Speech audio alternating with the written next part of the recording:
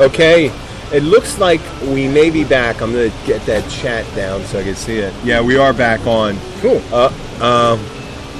Part 2, we missed it. Yeah. I think we just... Well, we have a 20-minute show, it looks like, for there. Sorry, guys. No, you're fine. No, that's all right. I think I might have to go to my phone here for that. Well, how much time do we have? I don't know. Probably 15, we're going to make this minutes. part 2. I don't know when it cut off.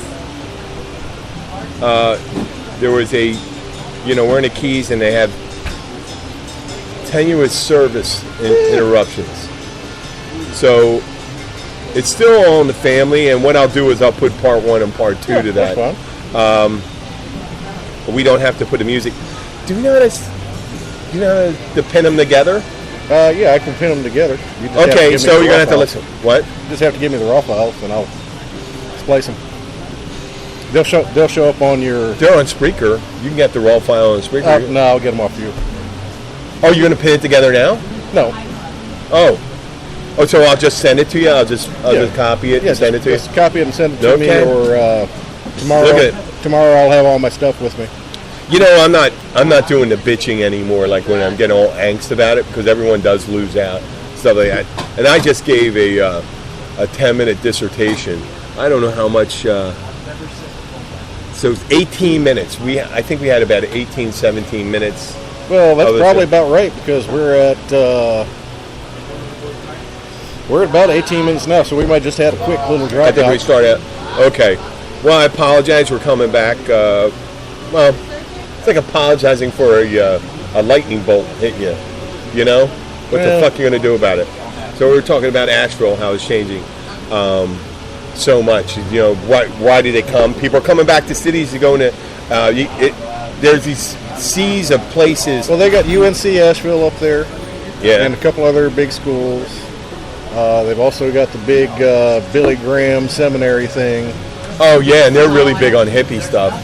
Well, I know that's outside of Asheville. Yeah. Those guys don't go into town much, I don't think.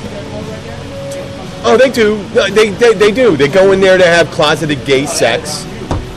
And come on, do you remember that guy from the Family Council and stuff like that? There you go. The one that did all the anti-gay conversion camps, and he turned to Haggard. Haggard was his name. Yeah. Ted Haggard.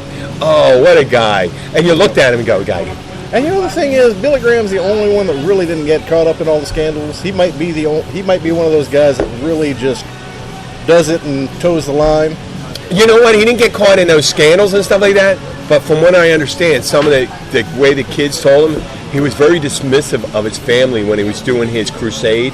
They call it his crusade. Yeah. And they said he wasn't very warm, and he was very judgmental about them and cold to him. Well, that's what he was preaching. No, but I mean, and I'm not this way with my beautiful family there. I try to be as upbeat with them. But some people have a tendency to shine more when they're in front of an audience and put out that outer shell of bullshit. Yep. I'm sorry, it's ill to speak of the dead, but you know what? If your parents, if you're Billy Graham and your kids are talking shit about you, then you did something wrong. Yeah, no. And there's other guys, and they go in there and they go drinking, and they come home and beat the shit out of their kids. And there's women out there that bring their biker boyfriends home, or their banker boyfriend home, whatever. I cover both sides of it, and they come home and they're fucking abusive as shit. There's a whole different and abusive women too, tons of abusive women, and there's nobody immune to that. But I didn't want to get on the negative and stuff like that. What was the point of that? We were talking about the colleges outside of Asheville and stuff like that. But I think it was because of the beautiful setting. You probably had people coming in and started doing like landscapes. It's a beautiful setting. I'm going to write some songs here. Fucking jewelry. What's wrong with that? You never had screwed around with hippie girls? No, fuck no. They smell like patchouli oil. You know what? When you're in a shower, you get in a shower with a hippie girl. If I could, they're both using soap, and you're clean, man. I used to say they're free love, man. I was just gonna say, don't grow up to be miserable old men. Stay stay as lovely as you are now. Oh, you talking about us? What do you say? Say, come over here. I'm a grumpy What do you got? bastard. Hey, we have someone that's known me for, I think almost since I've been down here. Like 10 10 years. And Christy Sheehan, and from Delaware. There you go. Can I say it? Well, you did. Yeah. So we were at Gilbert's. No, I was at the Encore the first time. No, it was Gilbert's. No, it was Encore Are you because you were sure? wearing that striped shirt. You were wearing that shirt that looked like you were in the French Navy or something like that. It was a blue and white French shirt. Beautiful woman. Married woman, and I'm friends with her husband too, who's a wonderful guy, Dave. And I believe that, you become acquaintances with people, but you can become friends too because you ask probing questions, stuff like that. And I'm hanging out with you while you're drinking because I'm there. I'm there at the place I work. And I choose to talk to you guys because I can just go and ignore it and stuff like that, but I'm not. But I you'd really really enjoy it. be missing out. I did miss that. You're fun. I really enjoy it. I really enjoy talking to you. And we're from this. It doesn't matter that we're from similar areas and stuff like that. I don't care if you were from Alaska. I think I would have. Not that I would have anything against anybody in Fairbanks, Alaska, or Nome. You know what? I think that would be a good audience for us. The cold northern regions probably be a good one. But You've always been upbeat every time I've seen you. But you met me when I was sober for about. You've been sober for quite a while at that point, I believe. At that point, yeah, a couple years. But was I much different than I am now? Well, you're getting, back into the swing of things. No, but my personality. No, you're very similar. You were still really nice. Yeah, okay. Well, come in. Say that. I know you got to work. Okay. No, I was just saying, stay as wonderful as you are now and don't grow into grumpy old Ben. I'm Okay, already, I know that's code for there's a bunch of fucking grumpy old men around. I'm already a grumpy old man. What are you talking about? Don't use it as a... But let me go charm them. Being cantankerous is not a way to charm somebody. You know that? Man or woman. There you go. I mean, you could do it in a charming way, maybe. Could you? I don't mind growing up to be a grumpy old bastard. Well, I like being a smart-ass bastard. Like a Johnny Knoxville pretending to be... Oh, come on, you know what I mean. Being somewhat healthy and being able to... Kathy... I'm going to say hi to Kathy, too. She's heading over to England. She hasn't been over there. Is she? She's going to be getting on the plane with her family, Patrick, Molly, and Dane. They're getting on the plane in 2 hours. They may be at the airport right now. And Kathy, maybe you'll listen to the show. And Kathy's the owner of the... Go better. Yep, and Kathy owns The Catch with her partner Paige, and I work there. And besides, I know it doesn't sound right to say this, but besides being a great boss, she's also a great friend of mine. And I hope she has a really great time. She hasn't been home in 9 years. Oh, good. 9 years. Good time. But that we did talk about North Carolina. We talked about leaving. Just think of the dynamics of the change historically. When people came here pre-World War I. Mm-hmm. You came here pre-World War I. I'm sure a lot of people after in World War II. You never went fucking home. You never saw your home again. You came via boat. You came via boat, yeah. Went to Key West. Unless you're like a wealthy person and you came across on the Zeppelin or one of those Boeing sleepers. Those. You're talking about U.S. I thought you meant down here in the Keys. No, I'm talking coming over to U.S. Okay. And when you came over to the United States, when you traveled over here, you never saw your family again. World War I, you didn't even talk to them on the phone because the transatlantic cable wasn't. I don't think it was laid then. It may have. I think that was in the 20s or 30s. And I know President Roosevelt and Prime Minister Churchill, two great men. Grumpy old bastard. Patriots. Grumpy old Well, Churchill was more of a curmudgeon. Roosevelt, for being a guy stuck in a wheelchair, was a party dog, man. Yeah. Oh my God, he was. Churchill was a little more a one-woman man. Roosevelt confined to a wheelchair. Holy shit! He was like Stephen Hawkins on crack. Do you know what I'm saying? And just like Stephen Hawkins, if you saw that Theory of Everything. Yeah. Have you ever seen him do the Monty Python Universe song? No. It's fantastic. I'm gonna Google it. I'm gonna Google it. Now, I suggest if Bill said it's fantastic, I imagine. He is a If you want to talk about something else to make you happy, if you're feeling down, Google the parody song. It's the full video without the music of Dancing in the Street with David Bowie and Mick Jagger without the music, and I think it's some dudes doing their just spoken words, and it's kind of weak, but it's hilarious. Yeah, take a look Just at it. watching it. But yeah, there's a whole lot. You know what? There's a lot of worse things you can do on the internet and in life than watch something funny that makes you laugh. Oh yeah. Yeah, and laughter is the best fucking thing. YouTube is the worst goddamn time sink. I'll hop on there to learn a song or something. Just look, Cody says, Don't waste of time. no, listen, Okay. hear me out. Cody will say, hey, I want to do this new song. I go, okay, let me listen to it, make sure I got it down. So I'll go and listen to it. Next thing I know, it's like 4.5 hours later, I've been watching stupid fucking videos for 4.5 hours. Yeah. Next thing I know, I roll back going, what the hell song was I supposed to be learning? Okay. Happens all the time with YouTube.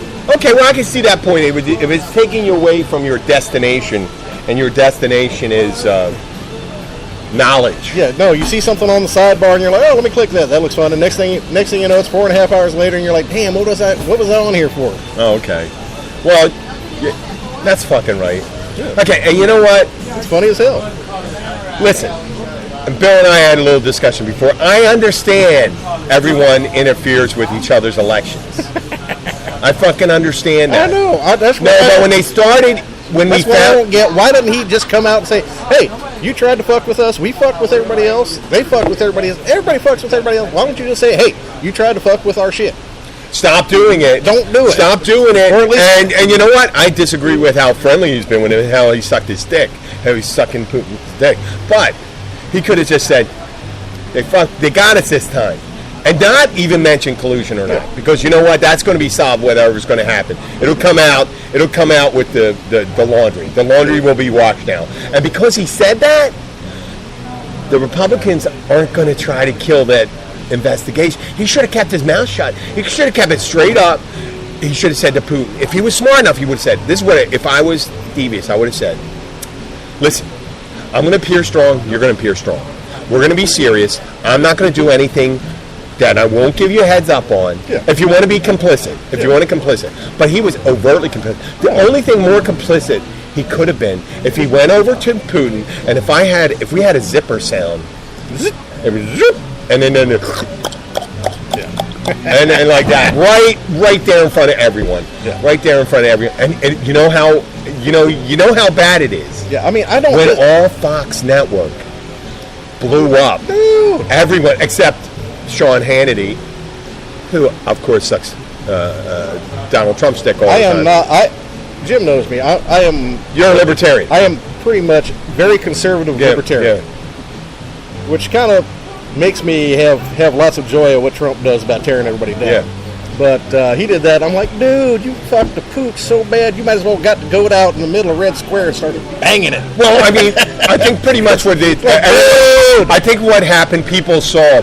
Like, and if I was a Republican, I'd say, you know what? It's probably bullshit. They don't have anything on them and stuff like that. Exactly. And the only reason, he put doubt in their heads going, holy shit, you went into a conference with him, you didn't bring anybody in to record it, so he's coming in and say, listen, do you want to see the girls peeing on you?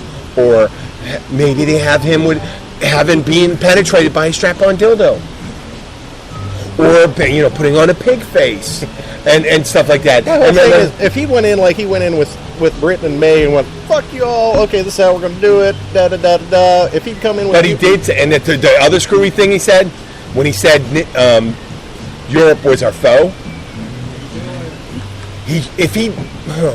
I'm not a businessman, but I'm more of a businessman than he is. He's a real estate guy. That's not the same. There are economic competitors. Oh, yeah. That's all you have to say. Throw economic. There are economic competitors. And you know what? Russia isn't our economic competitors. You know where they are in the world? Oh, dude. They're behind Italy. They're behind Italy. You know who our competitors are? China, Japan, European Union. And our allies, and our close allies and stuff like that. And whether you believe it or not, are Canada and Mexico. Yeah. If he'd gone in and beat up and done the same thing he did in Britain and the EU, I've been fine with that. It's like, yes, that's what he fucking does. He should have done it friendly. He goes, listen, we're not going to get along. I know you want to. Let's make it look. No, I mean, even if he wanted to be disingenuous, if he wanted to be disingenuous, a lie. But he made it so apparent. I mean, it almost makes me think that Putin's stupid. Because Putin, you know why? Because Putin had to walk back one of Trump's statements. I remember the statement that Putin had to go and say, well, I mean, he had to be stronger anti-Russian than Trump was. Yeah, I know. On that, and they go, wow. He goes, oh, I didn't intend for this to play so well. And there's people in Russia, commentators in Russia, they're open press, which is very fucking dangerous to be open press. And you know what? We couldn't have. You know what? If you and I were in we wouldn't be Vladivostok, we'd be fucking. We wouldn't be doing this shit. We'd have GRU sitting. Yeah, they'd be sitting there. We'd be dead. I mean, they killed. They killed reporters in front of the Kremlin. Oh yeah. Holy shit. I'm still not convinced that's GRU. I'm still thinking that's Russian mob, which is probably about the same thing. Well, okay. I was involved with a little Russian background, Russian intelligence background.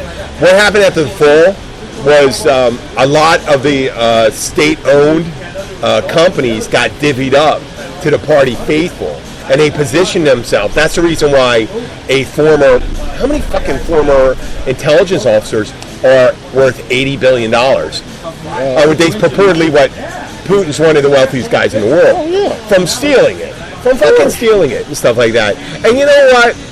If you're Putin, that's got to be a wonderful thing. I couldn't fucking understand it. I wouldn't want anybody to walk up to me and only say hello to me because they're terrified of not saying hello. Yeah. Imagine that. Imagine being. And you know what? I'm enough talking about that thing. I'll talk, and Luke will go way off bounds, and we won't. I won't be able to stop him. Probably not. You know, I won't be able to stop him. But let's go on to the second thing then. Imagine being that fucking guy, and we've seen him out there. Someone who's big in the community, and all they are is fucking slash and burn. It could be left or right, either way. You're so well off. You're so fucking well off. And I think Elon Musk is kind of going off the rails like that. And he's more of a left. He's more like me. Yeah, he's more like me. He's a crazy-ass socialist. Don't go fucking off the rails. I call him more of a agrarian kind of almost like crazy thing. But and there's wonderful people, ideally, philosophically like that. But those people, I'm talking about those people that are willing to say, this is how the Machiavellian, better to be feared than loved. Exactly. I'm okay with Holy shit. You don't want to be feared? No. What? I don't want to be feared. Oh, I want to be loved. Don't fuck. No, I don't even want to be loved. Just don't fuck with me. Well, I don't care who you are. Okay, look at this. I want to be loved so much. If you don't love me, I'm going to fucking kill you. Take that from another Machiavellian thing. Now we're right back to the mob. Now we're right back to the mob. No. I want to be such, like, say, a principled love. I have my principles. You can be who you are. Don't be a douchebag. I have a friend of mine. Okay, listen to this. They came into the bar. And I'm going to have to talk to him about this. And he's usually very stable. Never going to convince anybody to change their mind on politics or behavior. I'm not talking about his politics or behavior. I'm talking about his friend's politics and behavior.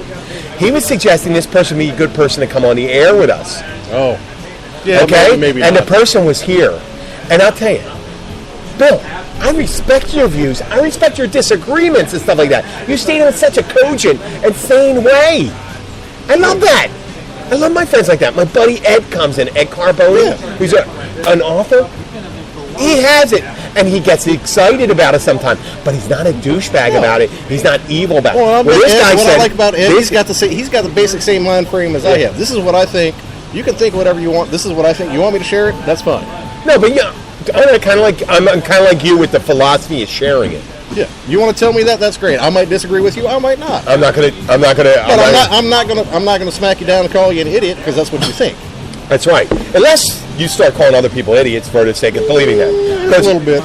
Well, I mean, you don't know where they're coming from necessarily. Then. If they're doing it with an evil, self-serving intent, you and Ed actually believe that's the right way to do it, and it makes a better world. That's your end. That's your end story, right? Yes, we're still going. Oh, yes, I could probably use beer. Still going in always. Yeah, we probably use a couple Bud Lights. Thank you, Christy. So, I wouldn't have. I don't have a problem. Well, wait, we got. See, we're talking about fucking beer, and we got sidetracked. It's a core belief of yours that what would make a better world, and Ed's would make a better world, is what I think. And it's not a better world because it makes other people worse off.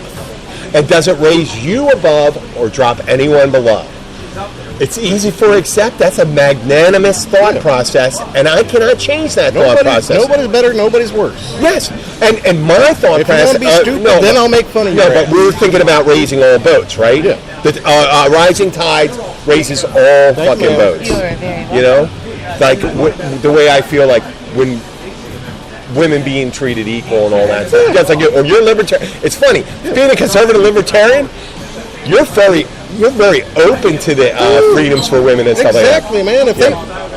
We don't care who you are, what you want to do. If you can fucking do it, do it. Okay, If you let me can't explain do this it, positive. yeah. I was talking about this movie called The Miracle of Santa Ana, Spike Lee movie.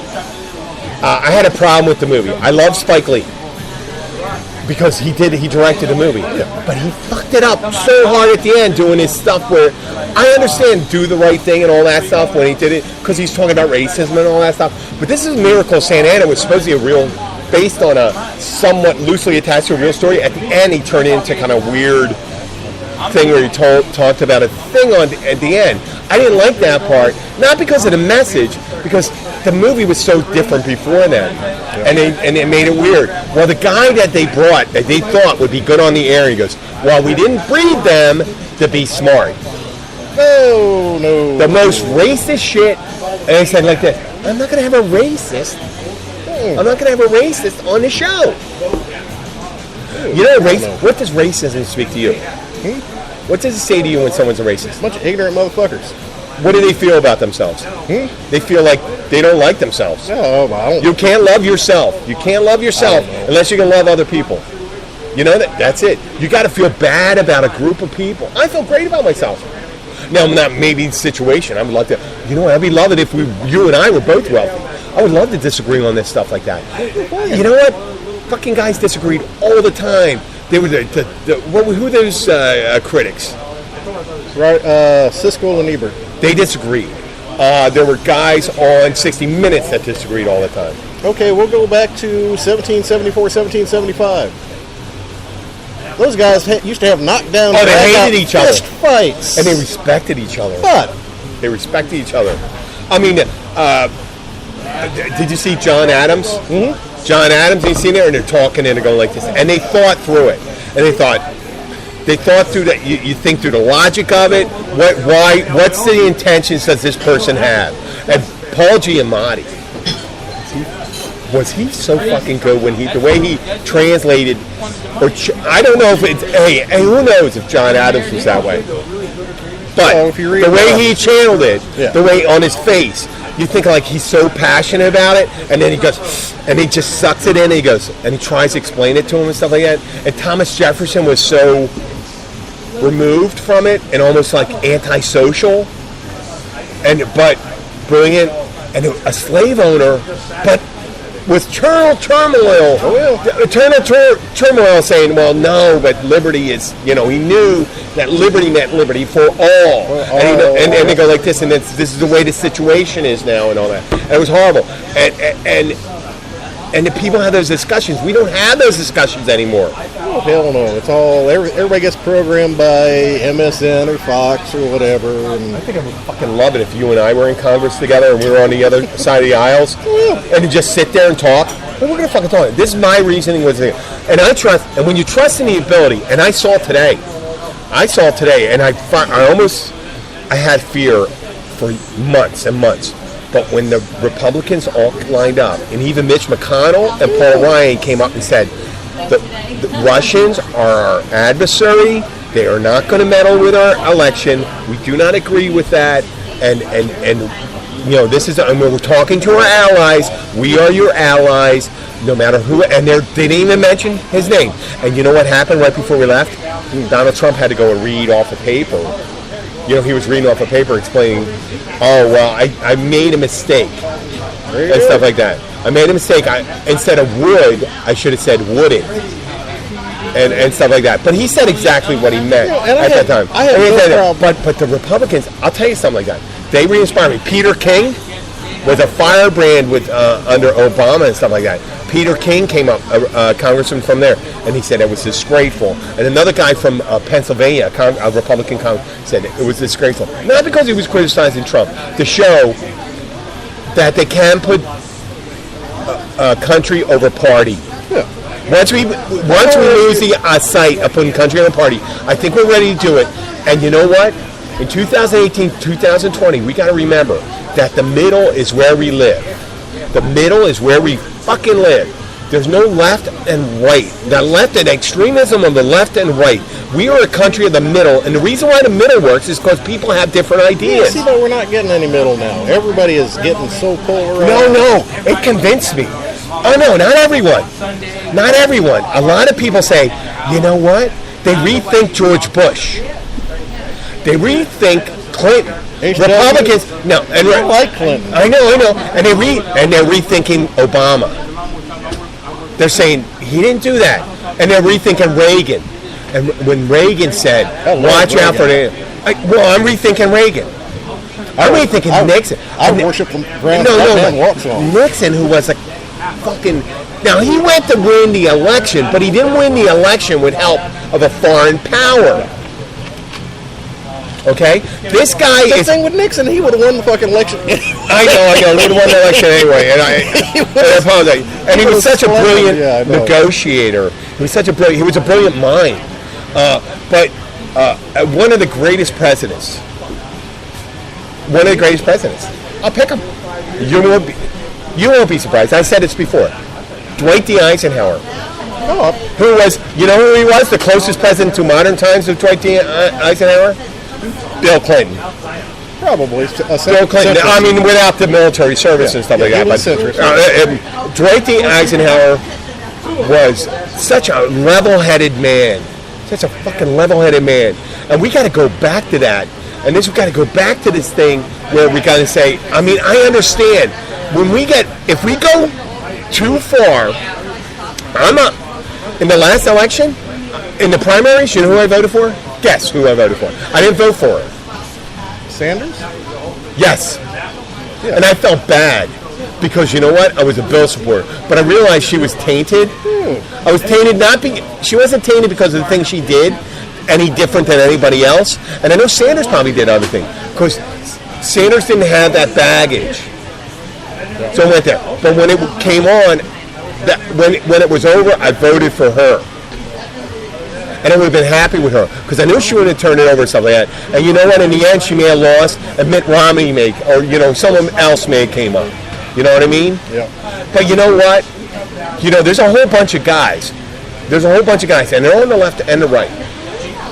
On the left, it's going to be the extremists going, we're going to fucking do all this stuff when we come out and stuff like that. Don't fucking do that. We got to get back to this. Where we were most successful. Who's the crazy one from California?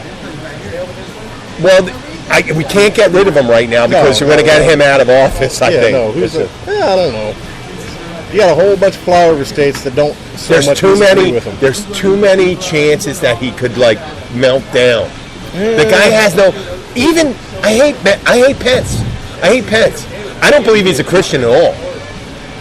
I know he's not a Christian. I believe he'd do whatever he can. He has his power base. I'll do whatever he can, whatever he say to stay in power and stuff like that. Just impeach. I would, you know what? This is where I go. I go in there and have a general thing and say, listen, this is what we do. We get rid of him. We got a power-sharing caretaker government, half and half. Power-sharing area.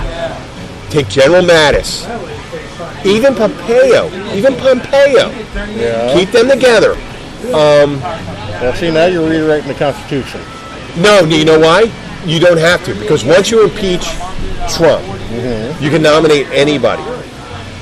I would take Jeff Flake, Bob Cornyn. You can't take John McCain for only one reason, because he won't last. But John McCain would be my number one choice. I would be the arbiter. Make him the arbiter of the in the short term. Say John McCain, and you know what? Democrats agree to him. Say John McCain, you be the arbiter and do this. Get your 60 together. Get your 30 Republican congressmen. Save the Republican Party. Save it, because you need a two-party system. Oh, you don't.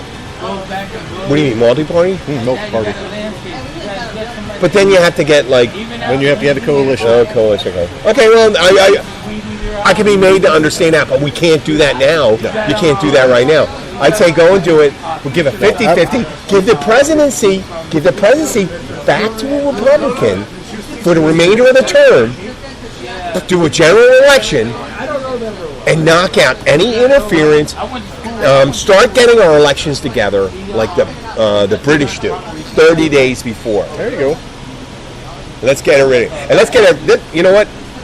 We actually have we did about 49, 50 minutes right now. Did we? Yes, we have. I got to go. I know, you got to go. This is Jim the Keys bartender. I'm here with Bill Wissinger. Say hi, Bill. Thank you, guys. We appreciate it. Thank you for listening. We will see you tomorrow night. And I guess Luke's going to come by a little bit later. And we're going to try to do, Jim and him are going to try to do another show. So it should be a good time. Thank you all. We appreciate you listening. We'll catch you next time. I'm going to be turning up the music right now. I'm sorry. And say hello to my beautiful wife and my daughter and my... I just turned it down. My beautiful white daughter and all that stuff. I know we're playing in the background. I'm sorry. I'm playing the music. I love you guys. Bye. Okay, let's go to work.